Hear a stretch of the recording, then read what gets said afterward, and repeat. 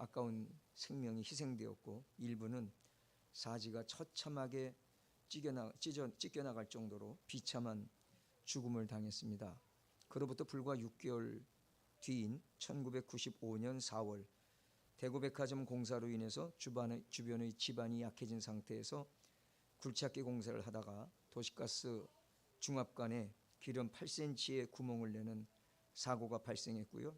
거기에서 새어나온 가스가 바로 옆에 있는 대구 지하철 1호선 상인역 공사정으로 유입되어서 대량의 가스가 폭발하면서 무려 50m에 달하는 불기둥이 솟아올랐고, 그 위에 있던 공사 자재들 그리고 시민들과 자동차들이 3, 4층 높이만큼 튀어 오른 후 한꺼번에 떨어졌습니다.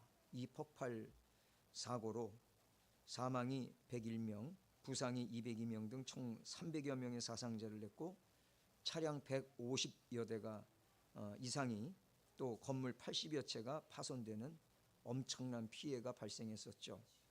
폭발 당시 튀어오른 철근 등의 구조물 때문에 형체를 알아볼 수 없을 정도로 크고 참혹하게 훼손된 시신이 상당히 많았습니다. 그로부터 불과 8개월 뒤인 1995년 6월에는 삼풍백화점이 지상 5층부터 지하 3층까지 붕괴해서 폭삭 주저앉는 최악의 참사가 발생했죠. 무려 502명이나 목숨을 잃고 937명이 부상을 당했습니다.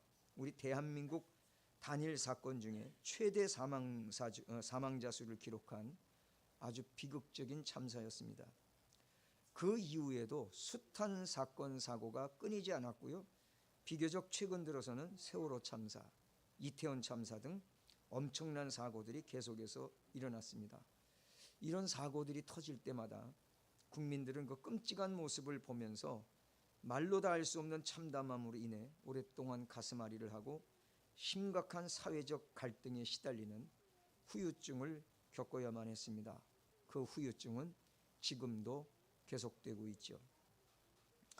제가 왜 이 말씀을 드리냐 하면, 사고 현장에 복잡하게 얼기설기 얽혀있는 그 철근 콘크리트 더미와 거기에 끼어서 갈기갈기 찢겨진 시신들의 그 끔찍한 형상, 그것이 그대로 우리 사회의 갈등과 우리 국민들의 상한 마음을 대변해 주는 것이다. 그렇게 볼 수 있기 때문입니다.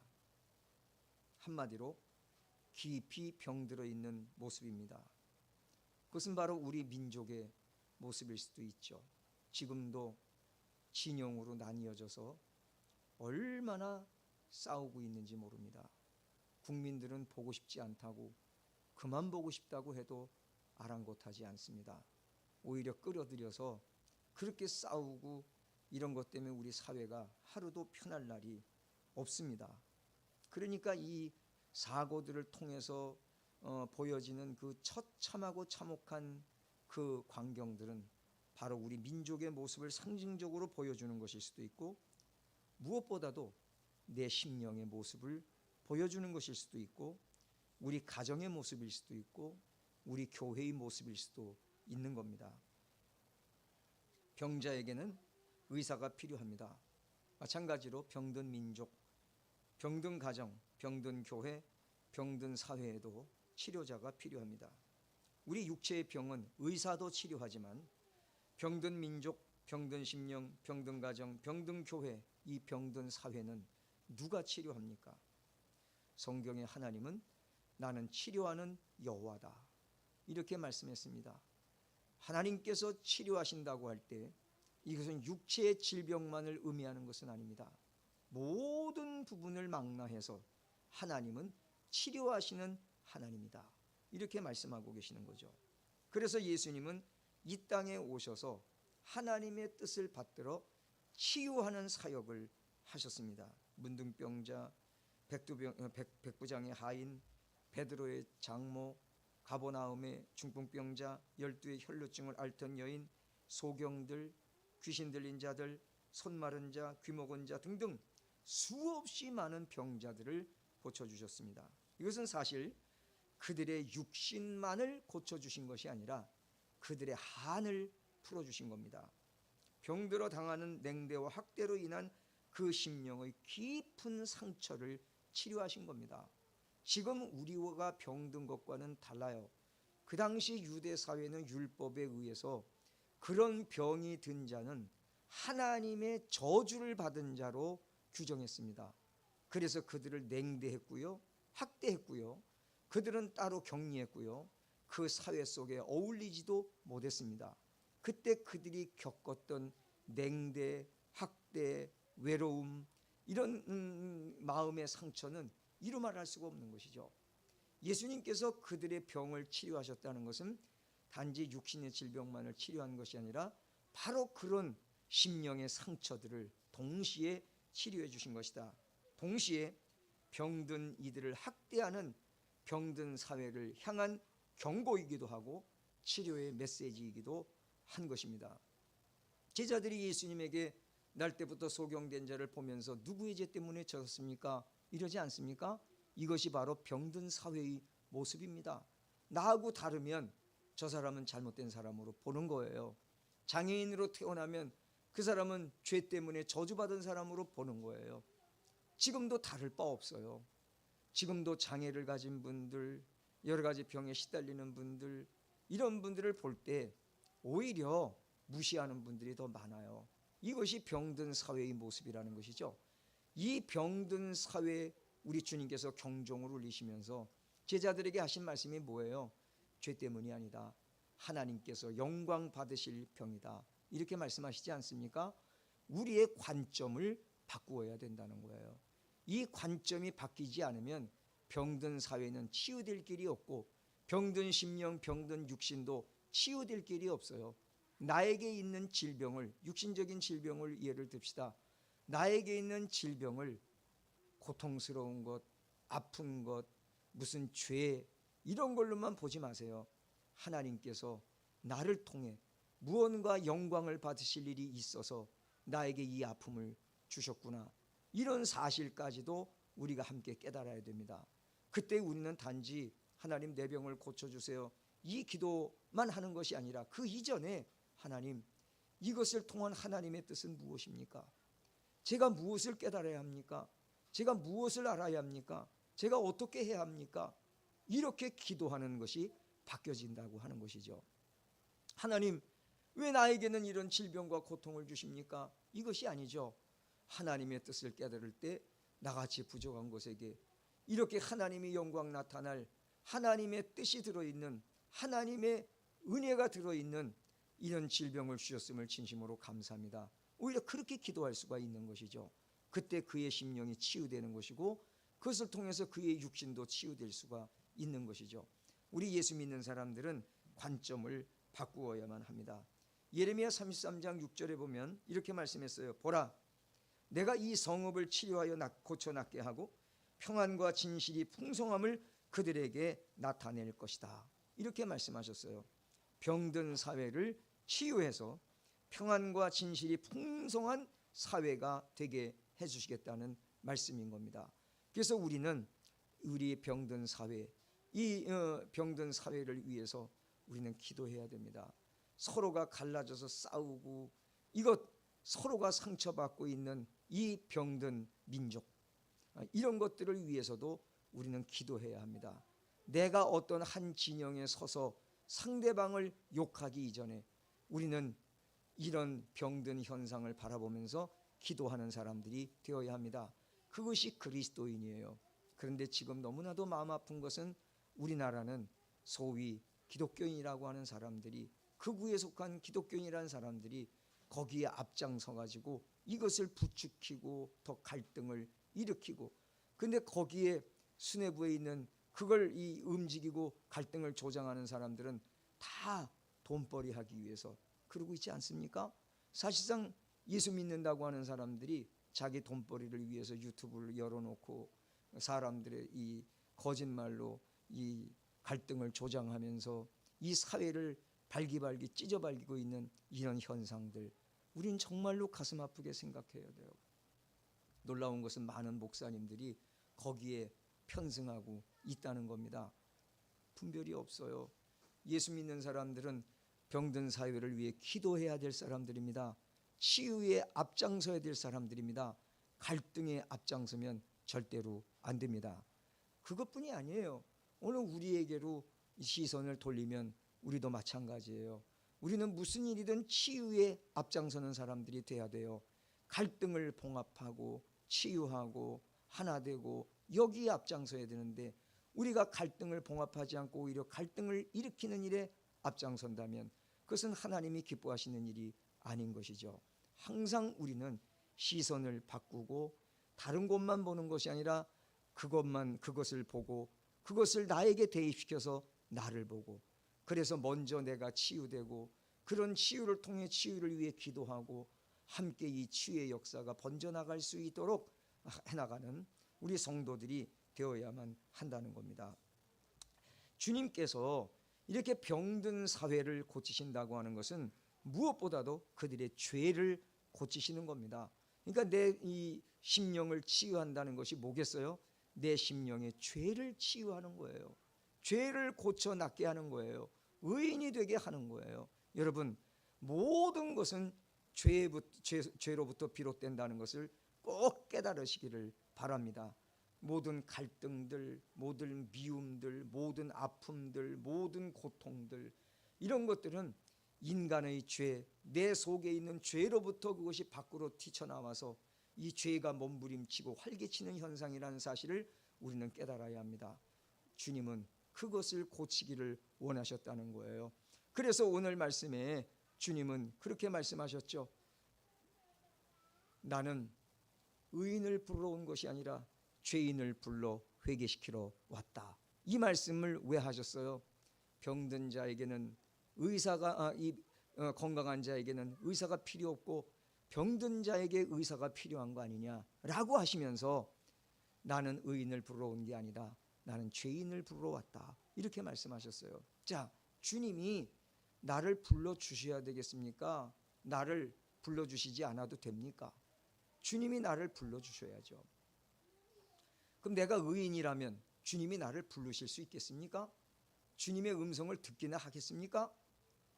세상에 의인은 없나니 하나도 없다. 모든 사람이 죄를 범하였음에 하나님의 영광에 이르지 못하더니, 이렇게 말씀하고 있지 않습니까? 그러니 우리 주 예수 그리스도께서 오셔서 우리를 위해 대신 속죄하시고 우리를 하나님 앞으로 인도하시는 것 아닙니까? 그러니까 우리는 먼저 내 죄를 보고 애통해하고 하나님께 회개하고, 그래서 주님 앞에 올바로 서고 내 심령이 치유돼서 이 치유의 역사가 퍼져나갈 수 있도록 해야만 한다는 것이죠. 여기서 예수님은 죄인을 병든 자에 비유하고 있는 거 아닙니까? 육신의 질병 얼마나 고통스러워요. 정말로 고통스럽죠. 저도 많이 아파봐서 얼마나 고통스러운지 알아요. 솔직히 말하면 저도 목사라도 아픈 거는 누가 좋아하겠어요? 지긋지긋하죠. 그렇지 않습니까? 얼마나 지긋지긋해요. 여기저기 아파가지고 잠 못 이루는 밤을 한두 번 겪었습니까? 너무 지긋지긋하죠. 힘들어요.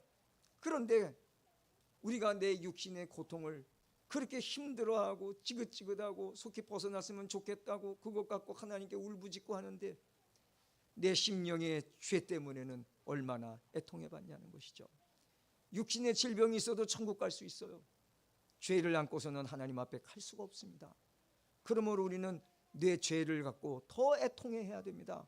그것 갖고 회개하면서 이 심령을 치유해달라고 하나님께 매달려야 합니다. 그리고 내 육신도 치유해달라고 해야 되죠.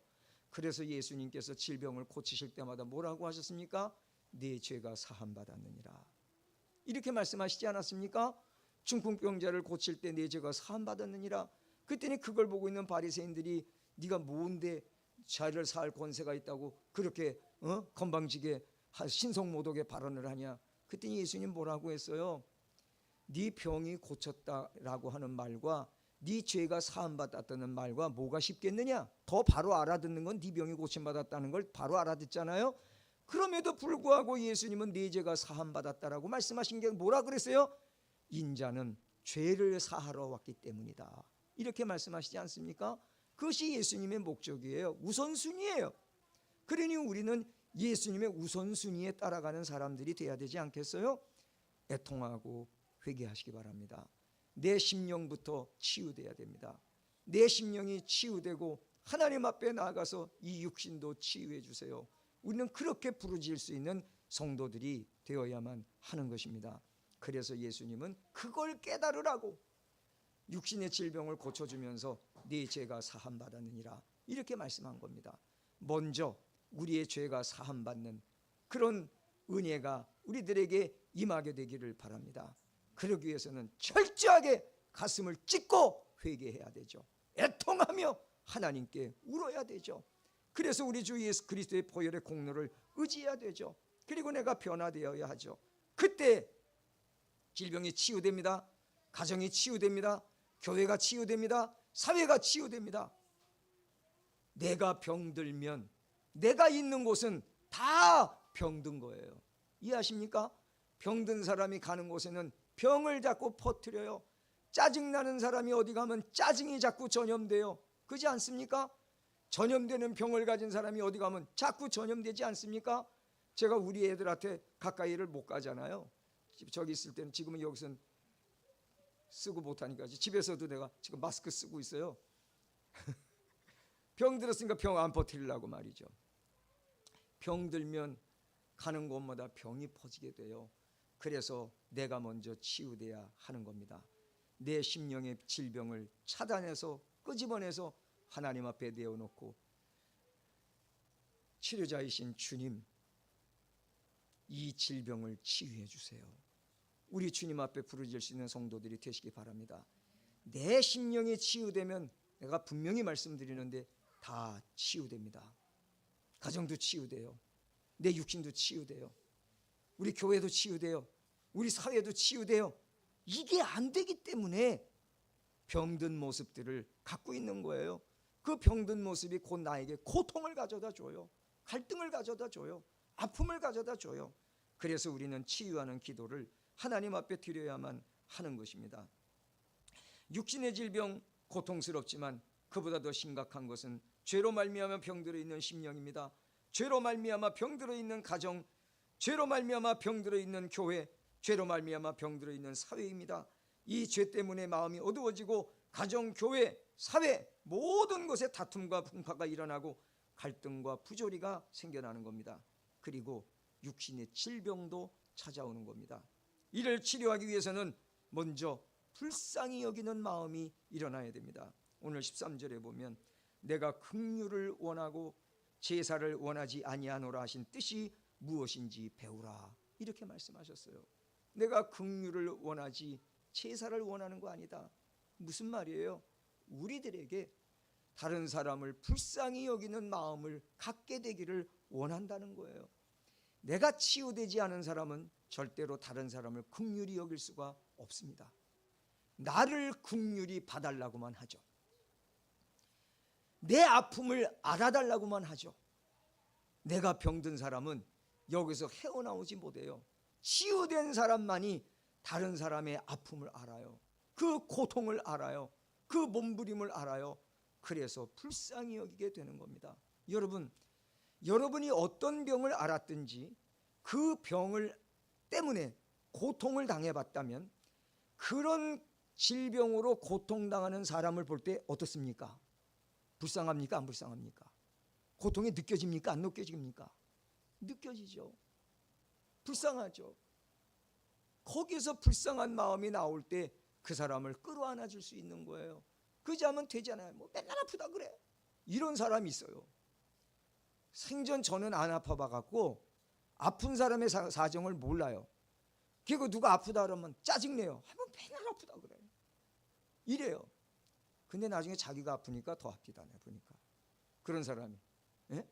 자기가 아프니까 더 하더라고. 더 이해받기 원하고 막 이러더라고요. 그러면 안 됩니다.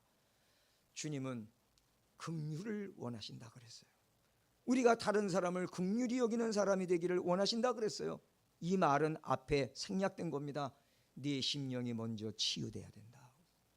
내 심령이 치유되지 않으면 긍휼히 여길 수가 없어요. 그런데 내 심령이 치유되지 않아 다른 사람을 긍휼히 볼지도 몰라. 그런데 주님 앞에 와서 예배 드린다고 제사는 드린다는 거예요. 나는 그런 제사를 원하지 않는다. 우리 주님은 단적으로 말씀하시는 거예요. 그래서 여러분 항상 먼저 내 심령이 치유되고 긍휼히 여기는 마음으로 주님 앞에 나와서 주님의 긍휼과 은혜를 입을 수 있는 성도들이 되시기를 바랍니다. 우리는 계속해서 치유되는 사람들이 되어야만 합니다. 불쌍히 여기는 마음이 일어나지 않으면 안 돼요. 예수님도 불쌍히 보시고 병을 치료해 주셨다고 했습니다. 마태복음 14장 14절에 보면 예수께서 나오사 큰 무리를 보시고 불쌍히 여기사 그 중에 있는 병자를 고쳐 주시니라, 이렇게 말씀하지 않습니까? 먼저 불쌍히 여기는 마음이 나왔다는 거예요. 그 사람을 불쌍히 여기는 마음으로 정말로 끌어안아주고 그의 아픔을 나의 아픔으로, 그의 고통을 나의 고통으로, 성경에 뭐라 해서 우는 자들로 함께 울라 그러지 않았습니까? 그러면서 안아줄 때 그 사람의 심령이 치유되는 것이고요, 그 심령이 치유되면 그 사람의 육신에도 건강이 깃드는 것이고요, 속히 회복되는 것이고요. 그래서 항상 긍휼히 여기는 마음이 우선돼야 된다는 사실을 꼭 기억하시기를 바랍니다. 치유를 위해 기도할 때 주님께 나를 불쌍히 여겨달라고 나의 죄를 철저히 회개하면서 그분의 자비하심에 호소할 뿐 아니라 우리도 다른 사람들을 긍휼히 여겨야 돼요. 마태복음 9장 27절에 보면 예수께서 거기에서 떠나가실 때 두 맹인이 따라오며 소리질러 이르되 다윗의 자손이여 우리를 불쌍히 여기소서, 이렇게 간구합니다. 내 병을 치유해달라는 소리보다는 나를 불쌍히 여겨 주옵소서. 왜 불쌍히 여겨달라는 거예요? 안 못 보는 맹인이니까 불쌍히 여겨달라는 것이죠. 그렇지 않습니까? 그 말은 곧 나를 고쳐주세요, 이 말이나 똑같은 거예요. 그런데 그 안에는 더 심오한 뜻이 들어있죠. 바로 자기의 죄를 씻어달라는 거예요. 아까 얘기했죠. 그 당시 사회는 맹인은 하나님의 저주로 그렇게 되는 것이다. 그 죄가 잔뜩 있기 때문이다. 그러니까 감히 내 병을 치료해 주세요 이렇게 못하고 저를 불쌍히 여겨주세요 이렇게 기도하는 겁니다. 주님은 그 불쌍히 여겨달라는 말 속에 들은 의미가 무엇인지 알죠. 그래서 내 죄가 사함받았느니라, 이런 말씀을 하실 수가 있는 겁니다. 오늘 주님 앞에 긍휼을 구하는 성도들이 되시기를 바랍니다. 주님, 저를 불쌍히 여겨주세요. 단지 내 병을 고쳐달라는 것이 아니라 주님, 저를 불쌍히 여겨주세요. 우리 주님 뭐를 불쌍히 여겨달라는지 아세요? 깨지지 않는 이 심령, 이것도 불쌍히 여겨달라는 거예요. 주님 앞에 올바로 서 있지 못한 이 심령, 그러면서 서 있는 것처럼 하는 이 심령, 이거 불쌍히 여겨달라는 거예요. 하나님께, 주님께 불쌍히 여겨달라고 엎드릴 수 있는 성도들이 되시기를 바랍니다. 나 때문에, 내가 기도하지 못했기 때문에, 내가 바로 서지 못했기 때문에, 내 죄 때문에 나라도, 가정도, 교회도, 내 육체도 문제가 있고 병들어 있습니다. 이렇게 회개하면서 주님께 불쌍히 여겨달라고 자비하심을 구하는 성도들이 되시기를 바랍니다. 다른 이들의 치유를 위해 기도할 때도 그를 불쌍히 여기는 마음, 끌어안는 마음으로 기도해야 합니다. 죄와 허물을 보지 말고 병들어 있는 불쌍한 마음을 보아야 합니다. 이걸 보지 않으면 거기는 치유의 역사가 없어요. 신의의 은사를 받았다는 게 뭔지 압니까? 그냥 가서 손만 얹으면 병이고 다는 게 먼저 선행돼야 될 것이 바로 그 사람들을 불쌍히 여기는 마음이 여기에서 일어나와야 되는 거예요. 근데 그거 없이 한다? 그건 기계예요. 도구예요. 그건 성령의 역사가 아니에요. 우린 속으면 안 됩니다. 주님이 그에게 그 은사를 주셨는데 그 사람을 불쌍히 여기지 않고 어떻게 치유하겠어요? 그건 잘못된 것이죠. 먼저 불쌍히 여기는 마음이 일어나야 돼요. 보세요. 우리 한 사람 한 사람 다 불쌍한 사람들이에요. 저도 불쌍한 사람이고요.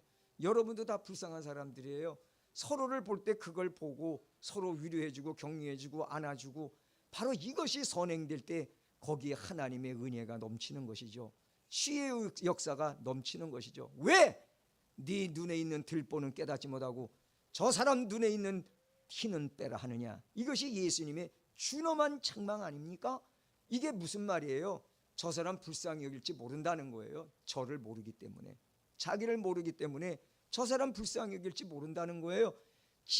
내가 죄 때문에 고통당했다면 다른 사람도 죄 때문에 몸부림치는 걸 불쌍히 여기는 것이지 손가락질하는 게 아니다 그 말이죠. 그렇지 않겠습니까? 내가 용서받았다면 하나님 앞에 정말 내가 사람들 앞에 내세울 거 아무것도 없이 주님의 은혜로 긍휼로 치유받았다면 우리는 감사할 것뿐 아닙니까? 그러면 그런 사람들에게도 가서 오히려 위로해주고 그 사람들 걸 안아주고 나는 당신보다 나을 게 하나도 없습니다 이런 거 아니겠어요? 그런데 지적하여 그것은 왜 네 눈에는 들보는 못 보고 상대 눈에 있는 티만 빼라 하느냐? 예수님께서 그렇게 말씀하시는 것이죠. 불쌍히 여기는 마음이 일어나야 된단 말이죠. 그것을 위해서 기도하시기를 바랍니다. 누구를 보더라도 불쌍히 여기는 마음이 일어나야 됩니다. 이게 일어나지 않으면 절대로 안 돼요. 제가 집에서 우리 집 사람을 봐도 불쌍하고 우리 애들을 봐도 불쌍하고 교회 와서 여러분 한 사람 한 사람 볼 때 다 불쌍해요. 솔직히 말하면 내가 불쌍히 보는 것들이 다 있어요. 그걸 위해서 기도하고 있고요. 다 불쌍해요. 그래서 그것 갖고 하나님 앞에 기도하는 거예요. 근데 제가 기도할 때 여러분보다 제가 나을 게 하나도 없는 사람이에요. 그러니까 저도 하나님 앞에 이 죄인을 불쌍히 여겨주세요. 저도 똑같이 기도해요. 저도 불쌍히 여겨주시고 아무개도 불쌍히 여겨주시고 아무개도 불쌍히 여겨주시고 늘 그렇게 기도해요. 우리는 하나님의 긍휼하심이 없으면 설 수 없는 사람들이에요. 하나님의 긍휼하심으로 우리가 새로움을 잊기 바랍니다. 건강하게 되기를 바랍니다. 치유의 역사가 우리에게 임하게 되기를 바랍니다. 그러기 위해서는 나 때문에라는 것이 먼저 선행될 수 있어야만 한다는 것이죠. 주님께서 나를 불쌍히 여기시고 치료해 주시기를 바란다면 나도 다른 이들을 불쌍히 여기는 마음으로 기도해야 합니다. 우리는 치유를 위한 기도의 중요성을 깨달아야 합니다. 그리고 치유를 위해 기도해야 합니다. 우리의 죄를 철저히 회개하면서 주님께 불쌍히 여겨달라고 그분의 자비를 구하면서 내 안에도 다른 이들을 불쌍히 여기는 마음이 일어나게 해달라고 하나님 앞에 간절하게 부르짖는 성도들이 되어야 합니다. 그리하여 내 육체가 치유될 뿐 아니라 내 심령이 치유되고 내 가정이 치유되고 우리 교회가 치유되고 우리 사회와 민족이 치유되는 길로 나갈 수 있도록 강력하게 믿음으로 치유를 위한 기도를 드릴 수 있는 성도들이 되시기를 바랍니다. 472장 찬송하시고 우리 통성으로 기도하는 시간.